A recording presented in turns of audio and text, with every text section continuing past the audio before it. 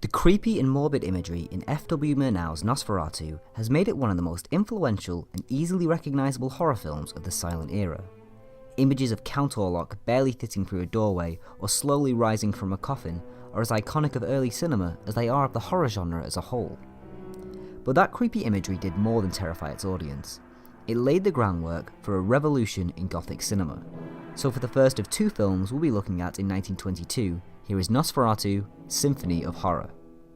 Nosferatu is one of the most instantly recognisable films from the 1920s, and it's one of the first films to use a highly developed sense of mood and atmosphere to enrich its narrative. The story behind the development of the film is almost as interesting as the film itself. Director F.W. Murnau was inspired by the success of the expressionist film The Cabinet of Dr. Caligari, and wanted to make his own film in the emerging tradition of German horror. The story he wanted to tell was Bram Stoker's Dracula, but unfortunately he found himself unable to secure the rights to the story. Undaunted, he started production of his own vampire movie, based on the novel, in 1921, and in an attempt to dodge copyright laws, he changed the name of the film to Nosferatu, moved the story from London to Germany, and replaced Count Dracula with Count Orlok. But the changes that Murnau made to the story go beyond the superficial.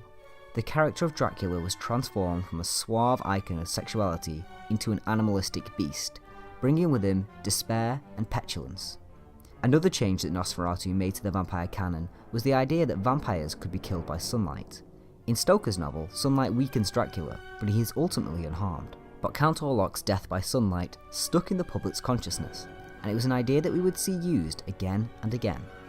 As much as Nosferatu changed vampire lore, it also changed horror cinema by laying the groundwork for the dominant trend in the next 2 decades of horror movies. It created the first serious Gothic horror. Gothic cinema isn't so much about genre as it is about using the settings and iconography of Gothic literature to elicit a mood of unease and terror. For example, Wuthering Heights is a Gothic romance, while Plan 9 from Outer Space is Gothic science fiction. But Nosferatu uses images of graveyards, dark forests, castles, rats and coffins to enhance the horror. Although Nosferatu wasn't the first film ever to take images from Gothic literature, that distinction goes to the very first horror film, The Haunted Castle by George Méliès in 1889, and it was expanded upon further by films like W.D. Griffith's The Sealed Room and The Haunted House in 1908. But while these films were played for laughs, Nosferatu was the first film to use Gothic images to try and terrify its audience. It built on the legacy of serious horror films like De Golem and The Cabinet of Dr. Caligari, and it took some elements of the expressionist movement, warped, elongated shadows and jarring camera angles, but it moved its production off sets and onto location.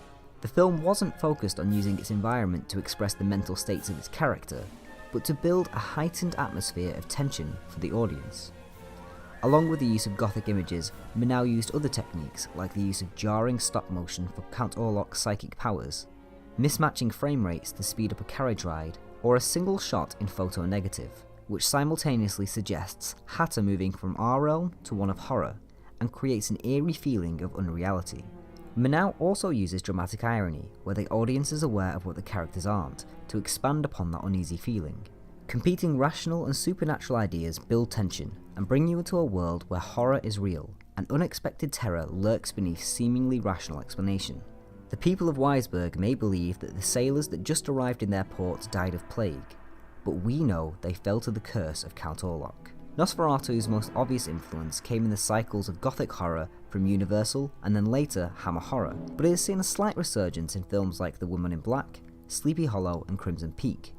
Robert Englund once even stated that the movements of Freddy Krueger were based on Count Orlok. Nosferatu taught filmmakers how to use set, mood and pacing to build tension and horror, and it's imprinted itself into the DNA of horror movies.